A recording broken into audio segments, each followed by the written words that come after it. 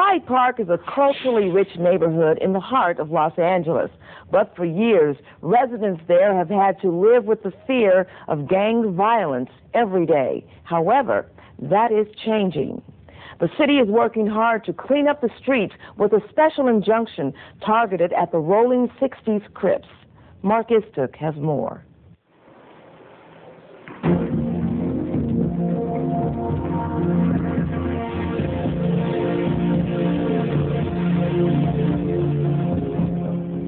Gang crime is one of the biggest obstacles facing police in Los Angeles.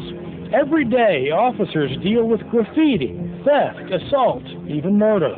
Crimes that cause fear, crimes that destroy neighborhoods, crimes that affect innocent people. You can be sitting in your living room, and it's a known fact that bullets can come in your house and you can get killed. We're beyond prayer. This is the time for us to come off of our knees and stand up to make a difference in our communities. Local residents say things are so bad they fear leaving for work in the morning and coming home at night. And it's not just the adults that are worried. Kids know about the violence too. They're aware of gangs. You can ask a 4-year-old and they will tell you absolutely that they know what a gun looks like, and that's terrible. For years, the city has fought gangs, and it is using an effective weapon. L.A. recently won an injunction against the rolling 60's Crips. The city attorney's office says that gang was responsible for 32 murders in 2001 and 2002. The complaint is right here, filed by my office, documents the rolling 60's ongoing practice of robbery, theft, carjacking, vandalism, crack dealing, intimidation, assault, rape, and murder. The injunction prevents gang members from hanging out together in public, flashing gang signs, wearing gang clothing, and using gang slang. And it restricts gang members to their home turf, possibly preventing deadly street violence. These injunctions are a phenomenal tool. The ability of police and the criminal justice system to work to keep these gangs off the street and reduce the violence. Looking at ways in which we can bring forth those intervention programs, every way that we can to make this community safer. Cherie Sanders works for the city attorney's office. She's the neighborhood prosecutor in the 77th precinct. It's her job to know what's happening on local streets and to put gang members that break the law behind bars. The Hyde Park has been having problems with the 60's gang for years.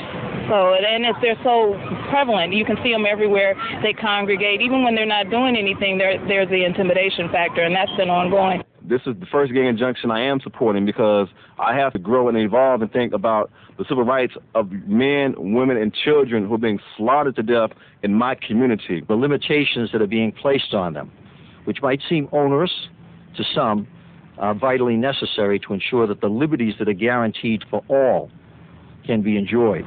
City officials say legal action is just the beginning. For it to be effective, the neighborhood and police must work together to identify gang members that are breaking the law. We have put close to 100 additional officers full-time assigned here.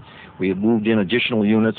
All of our experiments in the reorganization of our gang, narcotic, and detective coordination have been primarily focused here. To the extent that homicides in this area now are down 27% so far this year. We need to focus on getting the community to call the police, let them know what's going on, report who is doing something, if they're violating the injunction, so we know to go after the person. We can't do it unless we have the community involvement. Hyde Park residents say the injunction is a big first step in winning the war against gangs. And by educating school kids, working hard, and bringing citizens and police together, neighborhoods might soon be safe for everyone. We got 7 council people to endorse it yesterday to add $1 million to the gang intervention programs, because we must provide prevention, intervention, and education as well as enforcement. Is this enough? Is this soon enough? No. We need more. I'll be the first to stand up and say it's not enough. Until this community feels safe, it's not enough. Many people in this neighborhood sleep on the floor to avoid stray bullets coming through their windows. An injunction won't make those fears go away overnight. But over time, the city hopes that its efforts will make this a neighborhood where kids can go to school safely and people can sleep in their beds at night without fear. Reporting from Hyde Park for LA This Week, I'm Mark Istuk. City Attorney Delgadillo says police will use undercover stings, probation sweeps, foot patrols, and special operations to enforce the injunction and keep gangs out of Hyde Park.